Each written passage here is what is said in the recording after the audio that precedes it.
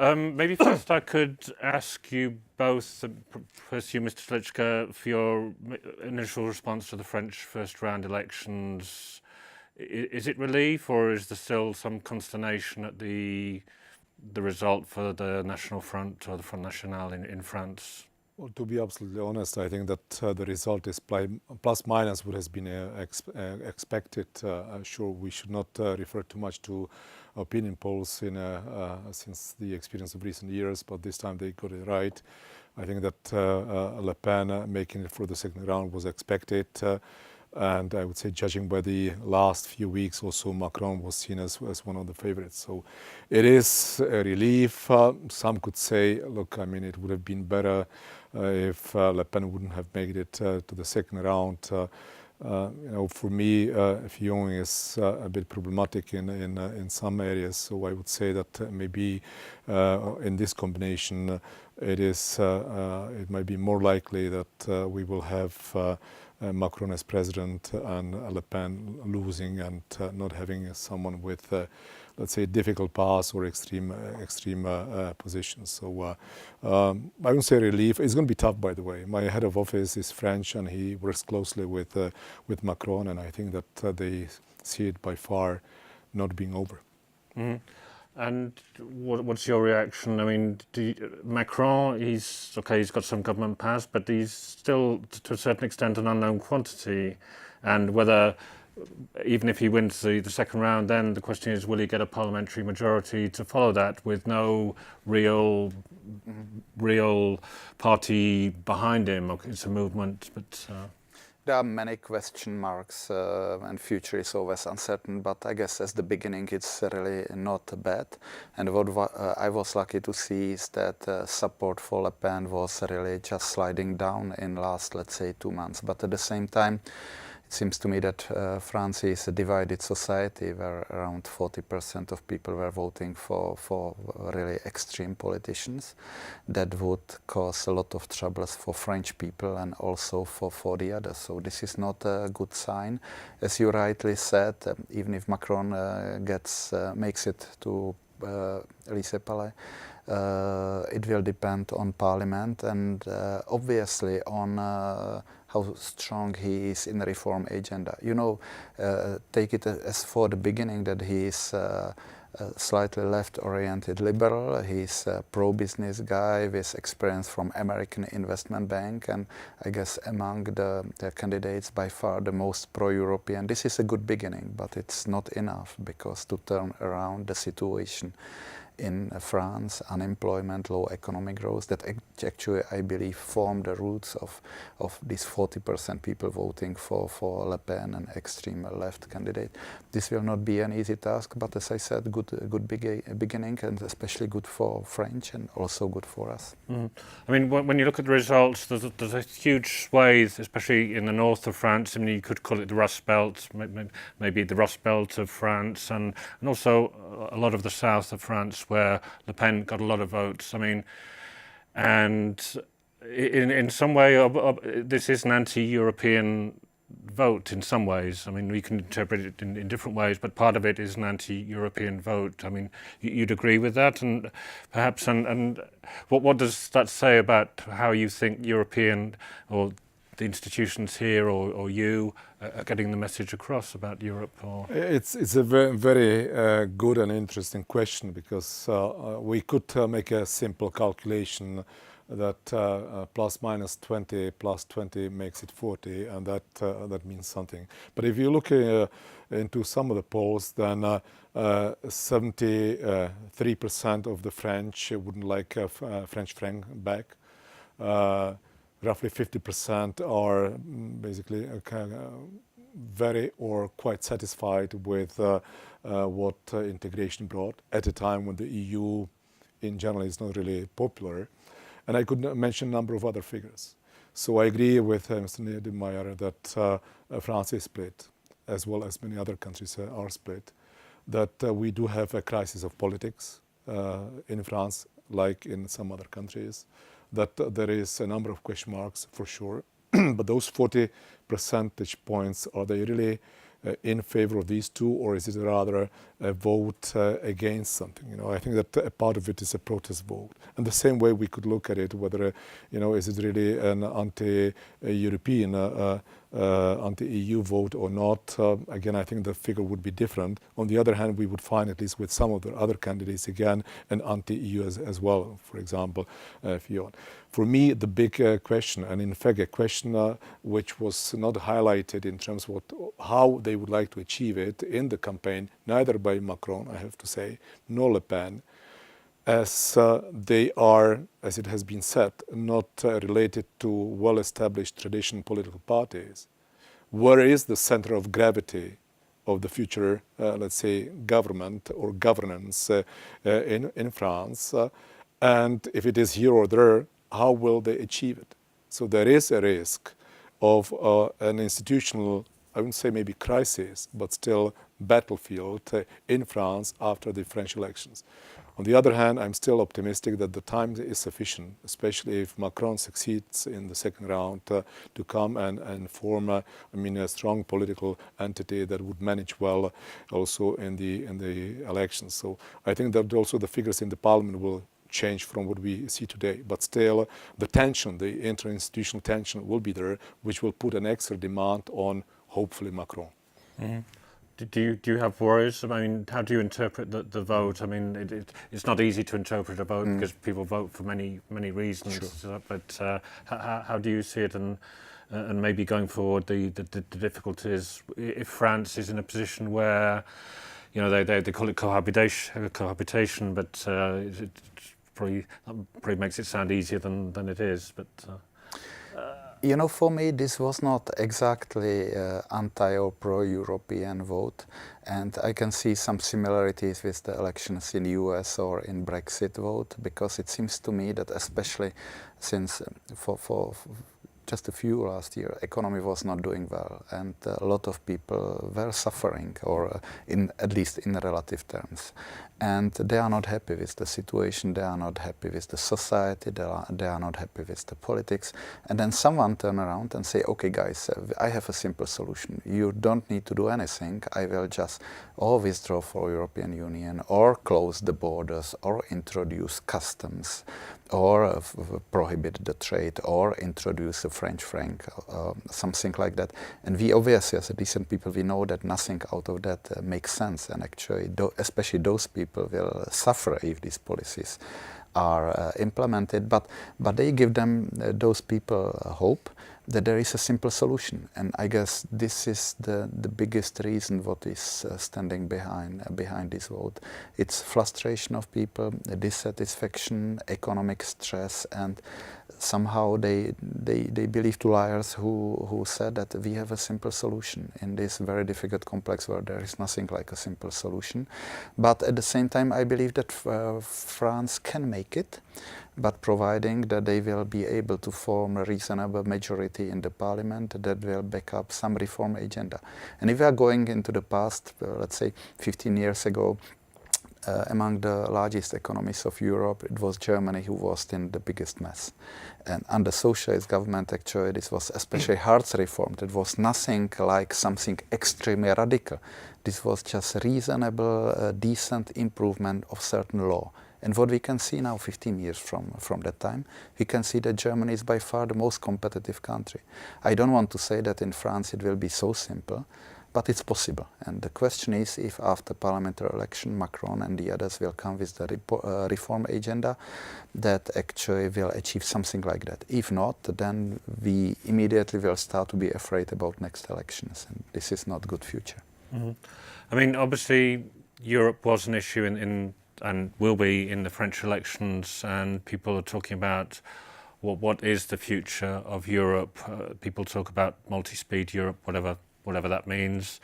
Maybe about a core group, with Germany being in the core, and maybe certain other countries, Belgium, Netherlands, Luxembourg, whatever, going with them in pushing things ahead, and by implication other countries not being in that core group.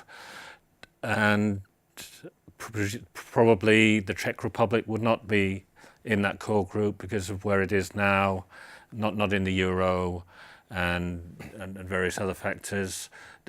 What are your feelings about where Europe should be, if multi-speed is fine, and where the Czech Republic should be? Well, multi-speed Europe or multi-speed European Union is a reality. We've got countries with euro, without. We've got countries in Czech and outside. We've got countries with other exemptions. We've got even different speeds of integration in different policies. Even if someone is not complying with or fully implementing and enforcing the legislation, you already have a bit of a different speed.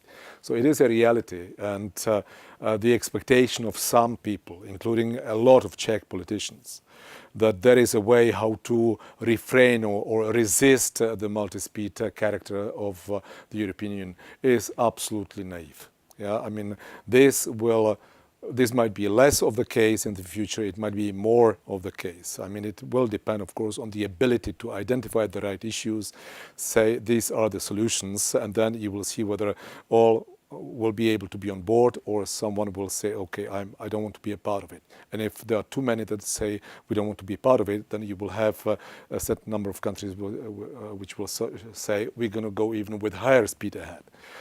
So the issue really is where the Czech Republic would like to be. And I'm really amazed by the response of, or let's say comments of some Czech politicians in Prague saying, we don't want multi-speed Europe. And you know why? Because automatically on the back of their mind it is that we would be on the periphery. We would be there with a slow speed. While I would say, look, this is a reality. It might be more of a reality even in the future. So the thinking we should be having in Prague is where exactly we would like to be. And somehow you hinted that it's automatic that Czech Republic would not be in what you call the core. I mean, we can call it different ways, but fine, just for the simplicity, let's call it the core. I would say, look, I mean, the core, that will not happen also overnight. Even if there is an ambition to have it, it's going to take a few years' time. But if we look at it already, I mean, you could say there's already a core, and the Czech Republic is. Yeah, but there. I don't think it's a well-functioning core, to be honest. Yeah, I mean, I think we see a lot of divergence between countries in the core today. But let's imagine that the core will really become more of a core.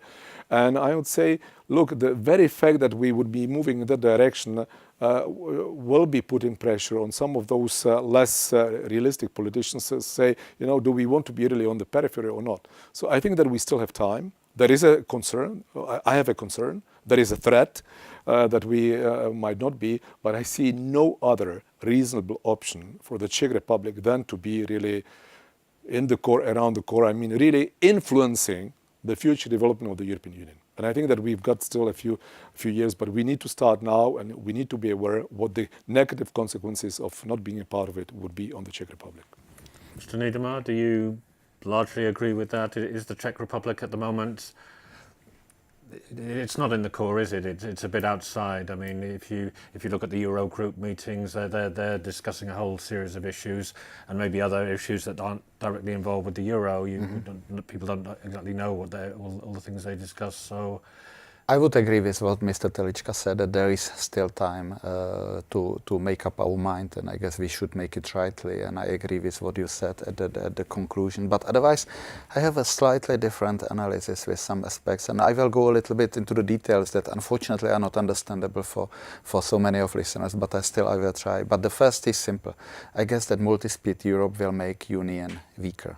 Union weaker, people don't care, but if I say it will likely make a single market weaker, then we are concerned, because if suddenly certain countries will start to implement something, then sooner or later they will start to build certain small walls or gaps between those who implement something and those who have not. So it will make Europe weaker. A single market that is huge benefit for all of us will be weaker, and at the same time, when we say A, so we will divide some policies into group A and B, it will have some consequences.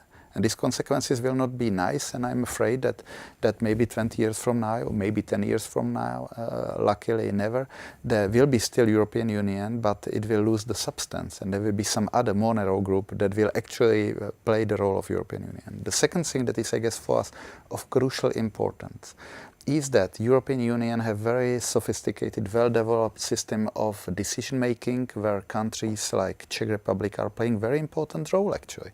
Not only we two as the members of parliament, but our ministers at the councils, our people that are working here, they play very important role. Multi-speed Europe is very often associated with weakening that so-called union approach in favor of multi-government approach and or intergovernmental approach. Sorry, that means that actually there will be government who will decide, who will negotiate future, and the consequence is clear. Big countries will decide what they want, and they will ask the others if they want to join. Our role in negotiating future of Europe will be diminished, and this is, I guess, this would be very serious for us, and also it has political consequences, I guess. So to conclude, I guess narrow Europe, so that multi-speed, and then the power shifting from all European Union to that core will be bad for us, will be bad for Europe, European Union and Europe, because it will reduce our role, and especially for smaller states, this is dangerous. So I guess we still have a time to fight against it. And I guess it's far from being decided, because there are certain policies that tend to create impression of multi-speed Europe, but most of them were meant as a temporary. Concerning Euro, it was anticipated that gradually all countries will join Schengen, the same story. After Brits unfortunately leaving, the situation here is a little bit more clear. So these policies were meant mostly as some kind of temporary arrangement where all others gradually will join. If we start to develop this approach and support it, I guess we will end up sometime soon at the situation that we will seize the opportunity to be functional and important, and the biggest cost will be for countries like Czech Republic. You mentioned the euro. Can the Czech Republic be near the core, somewhere near the core, at the core, if it doesn't have the euro? I mean, sorry, you finished? Yeah. I wasn't sure. Yeah. Well, I mean, under certain circumstances, very exceptional, bearing in mind, let's say, that the Czech Republic would have a strong government with outstanding prime minister, outstanding ministers, would be very proactive with a number of initiatives in a number of other policy areas, from security through foreign or some other external policies to I don't know what, really contributive. I mean, would be one of the driving forces of innovation, a real engine of creating a real internal market in digital, in transport, and so on. Then maybe, it could somehow compensate it. But that is something that I would call exceptional circumstances. So I doubt it, to be honest. I mean, shortcut answer to your question is I doubt it. And you have referred to the fact that already today it's a matter of fact. I don't know whether it's an advantage or not, but the fact is that today there is still some divergence in the so-called core, also among Eurozone countries, that there is still a lack of serious economic governance, that some personalities didn't get along that well. For example, I don't know, Chancellor with French President, that makes a lot of a difference. But imagine that suddenly you will have in those two countries people that will, Prime Minister, Chancellors, Presidents that will get along pretty well. That UK might be out by a certain period of time, and suddenly you get the governance right, and you will really see suddenly more coherence among the Euro, not in economic terms, just in political terms in the Eurozone. Then I mean, it's extremely difficult then to compensate it. So, to understand what you're saying, then you think the Czech Republic should, if it wants to be near the centre or near the core or somewhere around there, you have to have the euro. I have always been saying I see three preconditions. One is that we meet the criteria on the Czech side, but in a sustainable way. That is, let's say, the difference to some other countries meeting the criteria in the past. I think if I would be hesitant 2 years ago or so, I would say today the sustainability is quite clear. I mean, we are really well off. Second is that the Eurozone will put its house into order there has been some progress, and I think that the ambition is there. So I think that will also occur, and then you need to have a serious political public debate, and this is really what we are lacking. Because I mean, at the end of the day, it will be that simple for people to understand that the exchange rate on the day of conversion will be, I don't know, euro for 27 or 25 or 23. You know, it's extremely sensitive and therefore political. So you need to get that right, and you need to have a serious debate. So those are the preconditions. If we meet them, and I think that we are on the path of meeting them, apart from the third one, then yes, I would say we need a debate as soon as possible. And for me, the pros now definitely, let's say, overwhelm or prevail to the cons. Mm. But your party leader is saying something different, though, Mr. Babiš. I mean, recently. It depends how you define party leader. I mean, I'm not a member of ANO, but if you would say Andrej Babiš, leader of the movement of the party that I stood in the elections for, yes, that is a matter of fact. We could see some of the differences also in some other political parties, but the truth is that here is a very strong voice. But for me, the voice is insufficient in terms of the arguments. I'm missing the arguments. And therefore, on this is probably one of the issues on which we differ, and one of the issues on which we will have a debate. But one of the issues on which we might see some development after the elections in the coming period of time. I've just been in some of the Czech regions. I go every month, and the companies and enterprises I visited, for example, the day before yesterday, not a single one. I'm not talking about large corporates, but not a single SME or any other company would say, look, we are not sure about euro. I mean, on the contrary, we want euro. And so let's go to that argument that unfortunately the head of ANO is somehow overlooking. Economically speaking, and I agree with what Mr. Telička said about the companies, it's economically beneficial because our economy is so closely associated with the Eurozone countries that it will just make trade more simple, cheaper and more predictable. The second is, with maybe certain exaggeration, but even maybe without that, there was never ever country that was so well prepared for adoption of the euro, not only technically but economically. We are used to very low inflation, very low interest rates. We have a stable banking sector, low debt, reasonably well managed public finance. We are really ready to go. So economically it's a very strong call, and politically I also must agree it will be, obviously you can be outside of Eurozone and being important part of European Union. I must say that some of my colleagues in the group are from non-Eurozone countries, and they are the strongest, most convinced and most competent Europeans. But I must say that it's more difficult. And especially Czech politics, that is so much focus on Czech domestic topics, that is not bad, but sometimes also on misinterpretation of European policy that is not so well. It's a danger. So I guess it would be much safer, much more easier to stay in that core of European Union if that division between core and the rest will get wider. And this will be safer for us because we are a small country, because of economic links, and also because of geopolitical risk. Because if you look at the maps, it's quite obvious what will happen if we will be considered to not be part of European Union, somewhere stay in the middle, then someone else will come and will like to take over our great country, and it will be very unfortunate really for our future. Okay. Looking at one other aspect of the future of Europe, I mean, to get things done in Europe, you have to form alliances, partnerships. The Czech Republic over the last few years has seemed to put a lot into the Visegrad group, and there are constant meetings there. But with the current situation in Hungary and Poland, is that a mistake? Should the Czech Republic's foreign policy be looking wider and not putting all its eggs into this basket?